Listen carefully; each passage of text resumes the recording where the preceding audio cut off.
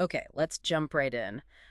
We're seeing something truly transformative, maybe even revolutionary happening with creativity right now. Definitely. These tools are just appearing everywhere and moving at, well, lightning speed. Yeah, it's almost hard to keep track. We're talking ChatGPT, writing, whole articles, Midjourney, Stability AI, making these incredible images from just a few words. Stunning visuals, yeah. And then things like Runway, Sora, Hmm. turning text into actual video, and the voice cloning tech.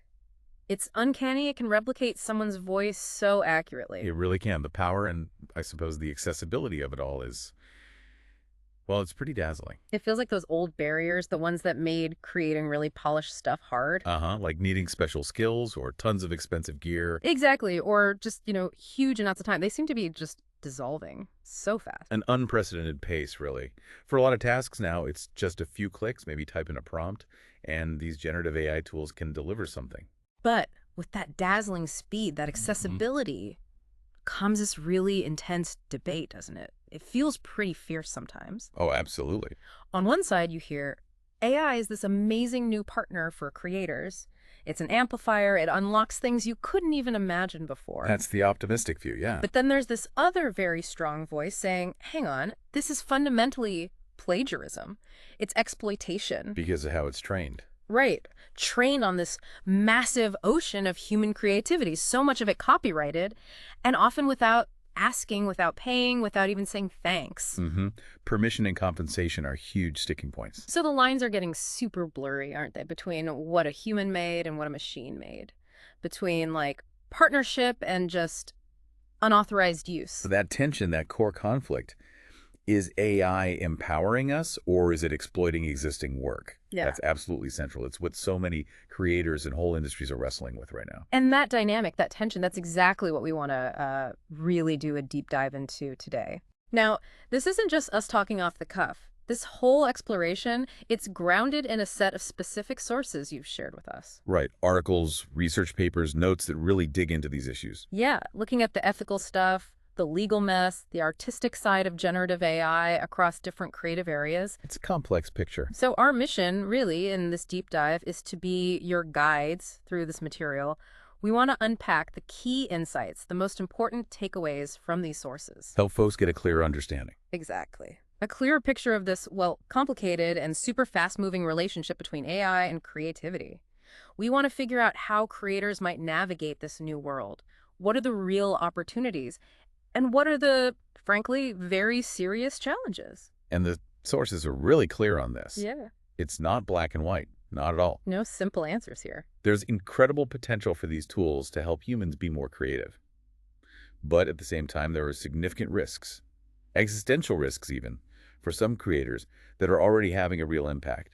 We've got to look at both sides. Okay, so let's start with just trying to wrap our heads around the sheer explosion of AI-created content.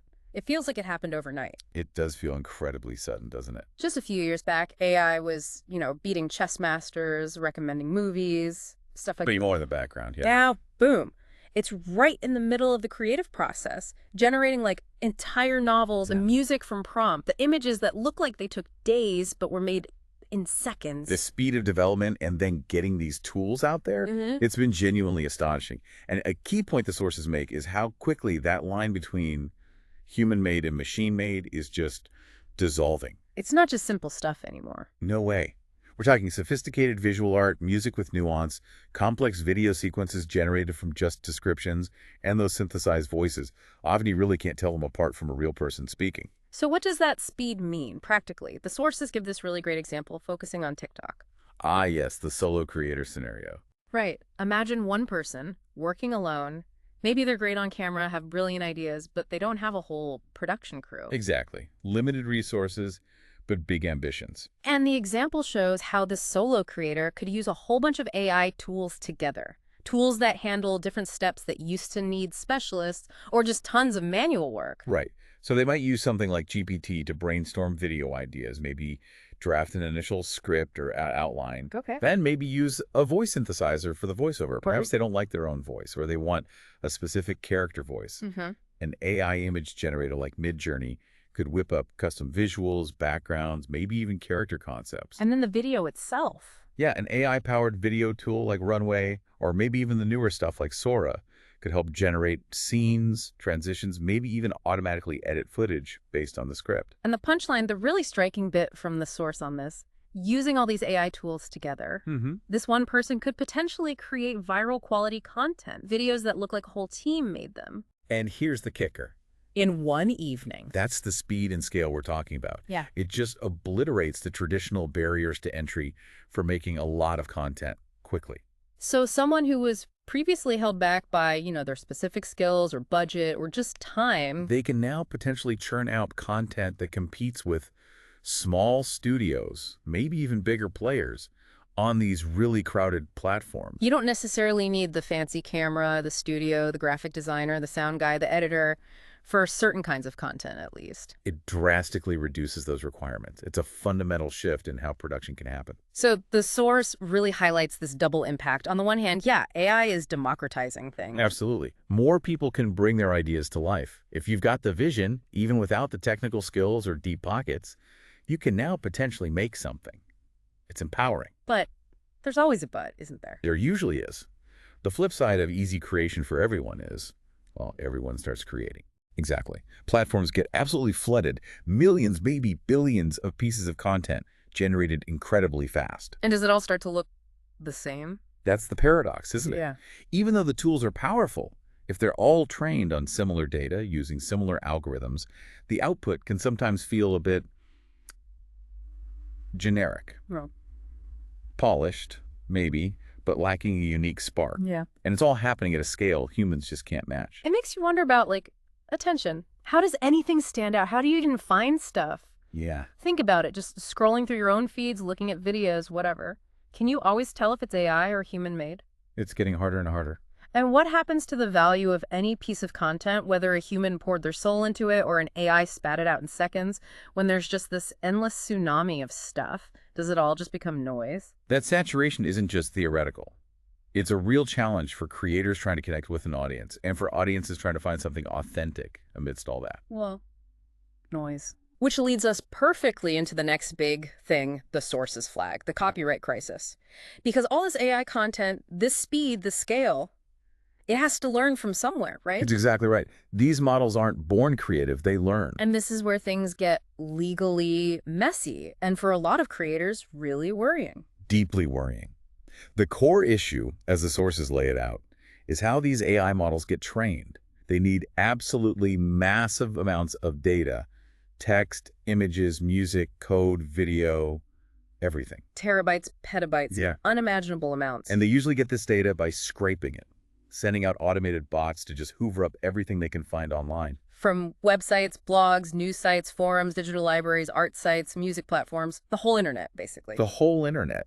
And crucially, a huge chunk of what's online is original creative work, protected by copyright. Yeah, most of it, probably. And the sources really hammer this point. The copyrighted work often ends up in these training data sets without anyone asking the original creator or the copyright holder for permission. So, no consent. Generally, no explicit consent. AI companies often argue this falls under fair use, like how a person reads lots of books to learn to write. But creators push back on that. Hard. They argue it's totally different. This isn't a human learning. It's industrial-scale copying and analysis of their work, specifically to build a machine that can then generate stuff that competes with them. That doesn't sound like traditional fair use to them. Okay, so if the AI learns from copyrighted stuff it didn't get permission to use, what happens when the AI makes something that looks or sounds like that original work? That is the million-dollar question. Or maybe billion-dollar question, given the lawsuits. The lawsuits. The sources mention artists suing image generators. Yes, a major example. Artists suing companies like Midjourney and Stability AI, their claim is straightforward. Yeah. Our copyrighted artwork was scraped, fed into your models without our consent. And now, these models can generate images that are basically lookalikes. They mimic our unique style, our characters, our visual language. So the AI becomes a competitor, using the artist's own style against them. That's the argument. It might not be a pixel-for-pixel copy of one specific piece, but it captures the essence, the distinctive style that the artist spent years developing. They say it dilutes their brand. competes unfairly in the market, all built on the back of unauthorized use of their creative labor. It sounds like digital identity theft mixed with, like, market sabotage. But the sources say proving this legally is tough. It's incredibly complex. Existing copyright law mostly deals with direct copying or making something substantially similar in its expression. Proving that an AI imitated a style is much harder. Style itself often isn't seen as copyrightable, only the specific way it's expressed in a work. So the lawsuits are trying to break new ground.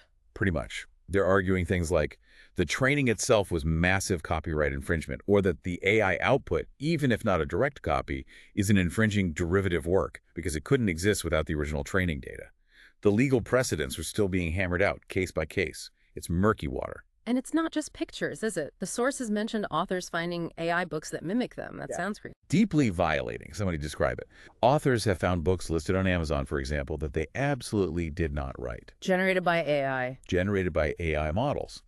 And the really disturbing part, according to the sources, isn't just that they're about similar topics. No, it's that these AI books seem trained specifically on that author's work. They mimic their unique voice, their sentence structure, their narrative tricks, how they build arguments, their literary fingerprint. Wow. So it's not just inspiration, it's like algorithmic impersonation. That's a good way to put it. Yeah. And crucially, the sources stress this happens without acknowledgement or licensing. The original author gets no credit, no permission was sought for the training, and they certainly don't see any royalties when these AI books sell. It can even confuse their readers. If you've spent your life honing your voice, building an audience, that must feel like a profound betrayal, like a machine is wearing your skin. It's fundamentally different from how human writers influence each other. Influence involves interpretation, a human filter, transformation. This is more like statistical replication of patterns found in the data. And trying to track and police these AI-generated books, they can be made so fast in such volume. It's a nightmare for authors and publishers. So the big picture takeaway from the sources on copyright seems pretty clear. The law is just running behind, way behind. That's the unavoidable conclusion. The legal system is struggling to keep up with how fast this tech is moving and the new kinds of challenges it creates. And the sources pinpoint two main legal headaches. Yeah, two big ones. First, the output from AI. In many places, if something is generated purely by AI without significant human creative input during the generation, it might not even qualify for copyright protection itself. So who owns the AI image? The prompter, the AI company, the artists it trained on? Often the answer is nobody, clearly. Or courts might say it lacks the necessary human authorship. It's legally ambiguous. And the second headache. The training data itself, that original act of scraping copyrighted material, was that legal? Does it count as fair use, which allows some limited use for things like research or criticism? Or is it just massive, unauthorized copying for commercial gain? That's the core debate. The sources show there's no settled answer yet. It's being fought out in courts and policy discussions right now. It really makes you step back and think, why do we even have copyright? It's supposed to encourage human creativity, protect creators, let them earn a living. Exactly. Incentive and protection. So what happens to the value of all that human effort? The years of practice, the unique vision, the original thought, if a machine can just absorb it, copy it instantly, and compete with it, using the original work as fuel without permission or payment. It potentially undermines the entire economic foundation for creators. Yeah. If your past work can be used against you like that, it's a serious threat to livelihoods and maybe even the future of human-led creative fields as we know them. And the potential harm goes even deeper than just the work itself, right? Beyond copyright, these tools are messing with our sense of identity. Absolutely. This is where we move from owning your work to owning, well, yourself, your likeness, your voice. Generative AI is now capable of replicating people. Not just their style, but them. Exactly. And that poses a direct threat to personality rights, to your control over your own digital identity. The sources had some pretty stark examples of this. The fake celebrity endorsements seem particularly blatant. Right. The Tom Hanks deepfake is a prime example. A video pops up, looks and sounds exactly like him, promoting some dental plan. But he had nothing to do with it. 100% AI generated. Correct. And it went viral. Millions potentially saw it. Believe he, a trusted figure, was endorsing this product. He had to publicly denounce it, stating clearly it was an unauthorized use of his likeness. His concern wasn't copyright. It was his identity being hijacked for commercial use, misleading people. Precisely. And the potential for fraud, for damaging someone's reputation, for manipulating public opinion.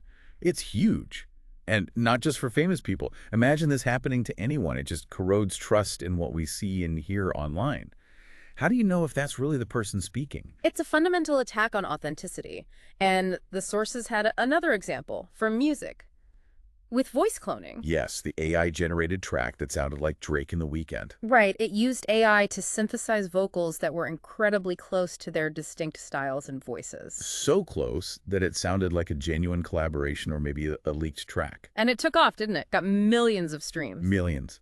Which means significant audience reach, potentially significant revenue, all generated by an AI mimicking the artist's core vocal identity without their permission or involvement. It had to be pulled down, obviously. It was, due to the massive legal and ethical backlash.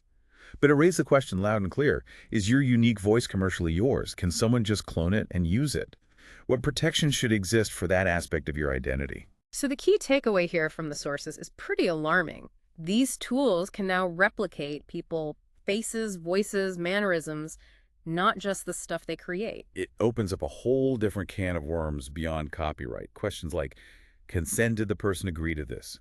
Impersonation is the AI tricking people into thinking it's the real person. And brand trust. How can anyone trust digital media if authenticity is so easily faked? It really hits home when you think about it personally. How would you feel if an AI used your voice, your picture, to make you say or do things you never did, promote something you hate, or just exist as this digital twin you never authorized? It's deeply unsettling. What does that do to society if we can't trust digital identity anymore? It challenges the very foundation of online communication and interaction. Okay, so, wow. We've covered the speed, the scale, the copyright mess, the identity theft potential. It sounds pretty grim for human creators, honestly. It definitely highlights the significant downsides and risks. But the source, you're careful to say, that's not the whole story, right? Not everyone sees AI purely as the enemy. That's a crucial balance the sources strike. Uh, While the threats are very real, there's also this other side. Creators who are actively using AI, embracing it as a tool, as a partner, even. as a partner, something to amplify their own creativity, automate the boring stuff, maybe even explore totally new ideas they couldn't have tackled before. So AI as an advanced tool, like a really smart paintbrush or word processor. In a way, yes. And the sources give a great example of this positive angle from indie game development. Yeah. That's a tough field for small teams. Incredibly tough. If you're a solo developer or just a tiny team, you have to do everything. Programming, art, sound, writing, design. It's immense. Creating all the assets needed for a modern game takes forever and needs so many different skills. So how does AI help there, according to the sources? It helps shoulder some of that asset creation burden. Developers are using AI to, say, generate variations of character art or draft initial dialogue for background characters. Yeah. Designing sound effects, maybe even quickly prototyping level layouts just to test if a game idea works without spending weeks building it manually. So it speeds things up dramatically. Hugely. An AI image tool can spit out 10 versions of a character portrait to choose from or create placeholder textures fast. A language model can give you starting points for dialogue. AI sound tools can generate ambient noise or effects. And the benefit.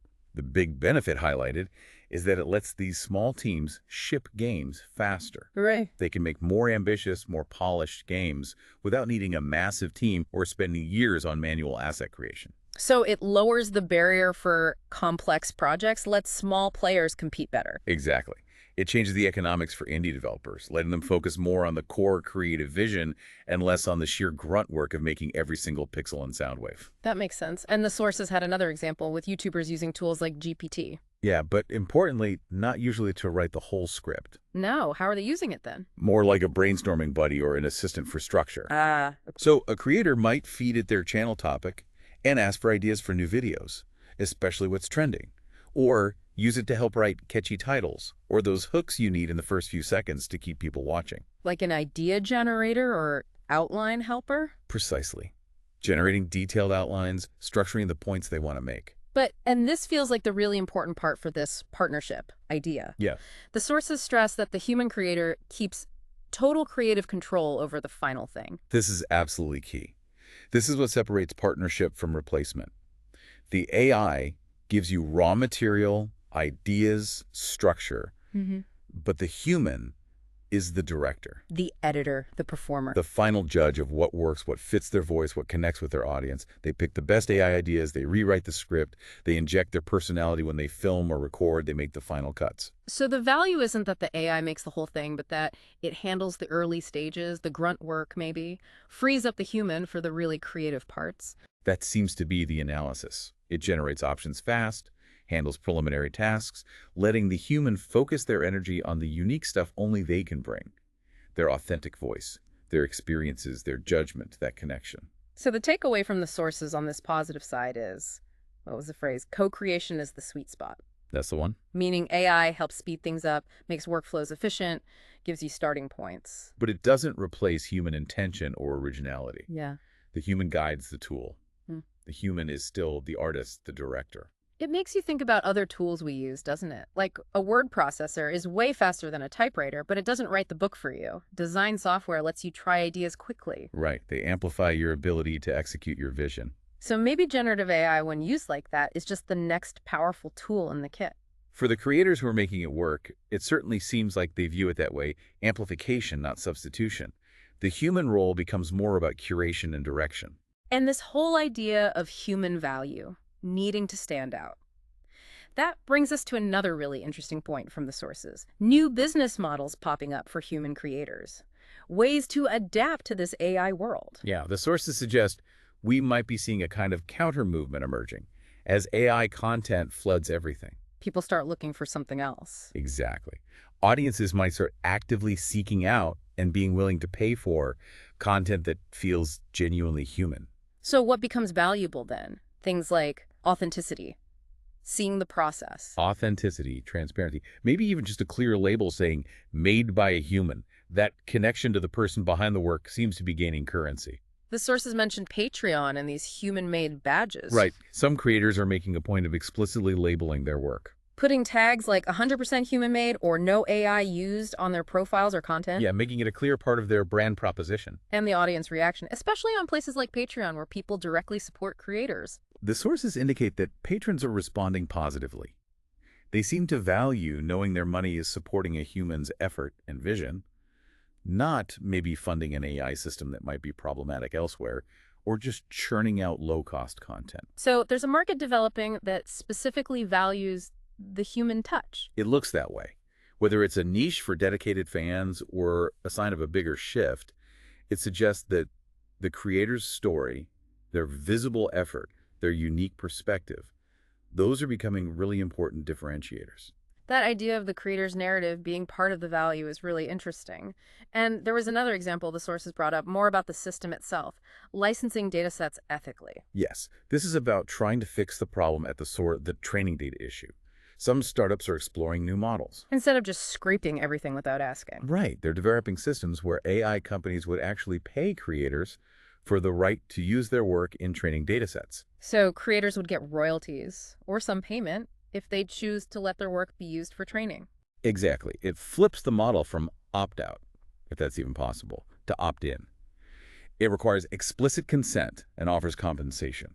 So it treats the training data like valuable intellectual property, not just free stuff lying around. Precisely. It acknowledges the value creators provide and tries to build a system where they benefit from AI development, rather than just being feedstock for it, like licensing stock photos, but for AI training. Could that actually work? Be a sustainable, ethical way forward? That's the big hope behind these initiatives. Of course, there are huge challenges. How do you track everything? How do you set fair prices? How do you manage complex ownership? These startups are trying to figure that out. But it's a different approach, trying to build bridges instead of just conflict. So the overall advice from the sources for creators trying to figure all this out seems to be, you need to own your story. Yeah, own your narrative. Build direct connections with your audience. Build that trust. Get people invested in you, your voice, your unique perspective, not just the generic stuff anyone or any AI could make. That relationship, that authenticity, that becomes your moat in a world awash with AI content. Makes you think, as someone consuming content, do you seek out creators you trust? Does knowing who made it and why matter to you? Maybe that human connection is the one thing AI can't easily replicate. Trust is likely to be incredibly valuable going forward. Okay, so looking ahead then, what's next? The sources don't just point out problems, they do talk about potential solutions, right? Trends towards, well, managing this better. Definitely. The focus is shifting towards things like regulation, better ways to track where content comes from, attribution, and just making the whole creative world more resilient. So, what specific things are emerging? The sources mention watermarking. Yeah, technical ways to mark AI-generated content, not necessarily to stop copying, but just to provide information about its origin, like a digital fingerprint saying AI was involved here. And attribution frameworks, making sure the original sources get credited somehow. Exactly. Developing systems may be technical, maybe based on industry standards, to acknowledge the human work that went into training the AI models. Then laws. Are governments stepping in? There's movement there. The sources mention synthetic media disclosure laws being drafted. These would legally require labeling of AI-generated content, especially deepfakes or voice clones, to combat deception.